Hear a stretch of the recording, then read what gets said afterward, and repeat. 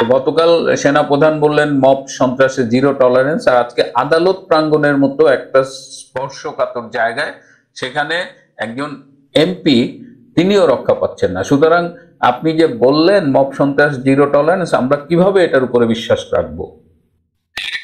তিনি সংস্কার প্রশ্নে গতকাল বলেছেন যে সেনাবাহিনীকে সম্পূর্ণ অন্ধকারে রাখা হয়েছে। এটা আমাদের কাছে একটু মানে আমরা শুনে একটু বিস্মিত হয়েছি যে তিনি কেন সংস্কার প্রশ্নে অন্ধকারে থাকবেন। কারণ এই যে জুলাই আগস্টের ষড়যন্ত্র, হি ওয়াজ পার্ট অফ দ্যাট। তিনি তো ডক্টর ইউনূসের সাথে মিলে এই যে পুরো ষড়যন্ত্রটা মিলে তিনি তো একসাথেই কাজ করেছেন। তো সংস্কার, এত সংস্কারের কথা হচ্ছে, কেন তাকে অন্ধকারে রাখা হয়েছে? তিনি কি যখন টের পেয়েছেন যে তিনি অন্ধকারে আছেন, তিনি কি চেষ্টা করেছেন সংস্কার সম্পর্কে জানার জন্য, বা সংস্কার কি হচ্ছে এ ব্যাপারে কি কখনো ডক্টর ইউনূসের সরকারকে জিজ্ঞেস করেছেন বা প্রশ্ন করেছেন? এই প্রশ্নটি এখন কিন্তু উঠছে। তিনি বলেছেন যে তিনি আগামী বছরের শুরুতে 1 জানুয়ারি একটি নতুন সরকার দেখতে চান। তিনি কিভাবে এই সরকারটি দেখতে চান? তিনি যে বলেছেন যে এই ব্যাক ক্যালকুলেট করে নির্বাচনী ডেট গুলো ঘোষণা করতে হবে। যদি ডেট ঘোষণা না করা হয় তিনি কি করবেন, তার কি করার আছে? তিনি এই পর্যন্ত এই গত 9 মাসে যা কিছু ডিরেইল হয়েছে তিনি কতখানি সেখানে কঠোর ভূমিকা রাখতে পেরেছেন। সো এই বিষয়গুলো নিয়ে কিন্তু প্রশ্ন উঠছে। এবং আমার একটা প্রশ্ন ছিল যে তিনি ফেয়ার ইলেকশনের কথা বলেছেন, কিন্তু তিনি ইনক্লুসিভ ইলেকশনের কথা কেন বলেননি, ইনক্লুসিভ শব্দটা কেন উচ্চারণ করেননি? তো এটার একটা উত্তর আমি পেয়েছি যে সেনাবাহিনীর দরবার আসলে ইনক্লুসিভ ইলেকশন হবে কিনা এই প্রশ্নের উত্তর খোঁজার জায়গা না।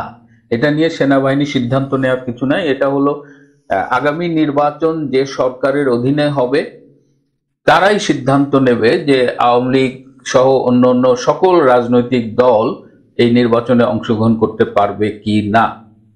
তো সেদিক দিয়ে গতকালের সেনা দরবারে এটি যে আলোচিত হয়নি সেটি বোধগম্য। আর আরেকটি প্রশ্ন আজকে সামাজিক যোগাযোগ মাধ্যমে দেখলাম, কিছু নিউজ পোর্টালে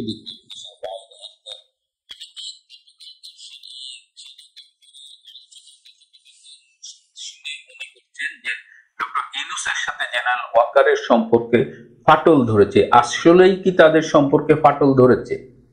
তাদের মধ্যে সমস্যাটা কোথায়? ডক্টর ইউনূস জেনারেল ওয়াকারকে কতখানি এই মুহূর্তে সহ্য করতে পারছেন? বা আমি এর আগে একবার বলেছিলাম যে জেনারেল ওয়াকারকে সরিয়ে দেওয়ার একটা চেষ্টা ডক্টর ইউনূস করেছিলেন। তো এই সরিয়ে দেওয়ার ব্যাপারে আমি আরো ভয়ঙ্কর কিছু তথ্য পেয়েছি, সেটা আজকে আমি বলবো না, আর একটু নিশ্চিত হয়ে সেটি নিয়ে আমি একটু বলবো যে জেনারেল ওয়াকারের ব্যাপারে এই ডক্টর ইউনূস কি ভেবেছিলেন, কি করতে চেয়েছিলেন। এবং গতকালের সেনা দরবারের মধ্য দিয়ে যেটি একদম দৃশ্যমান হয়ে উঠলে যে দুজনের সম্পর্কের রসায়নটা ভালো যাচ্ছে না, কিন্তু এটা নিয়েও একটু সংশয় আছেই আর কি। আমি জানি না জেনারেল ওয়াকার ডক্টর ইউনূসকে কতটা চেনেন, সেটা তার ব্যাপার।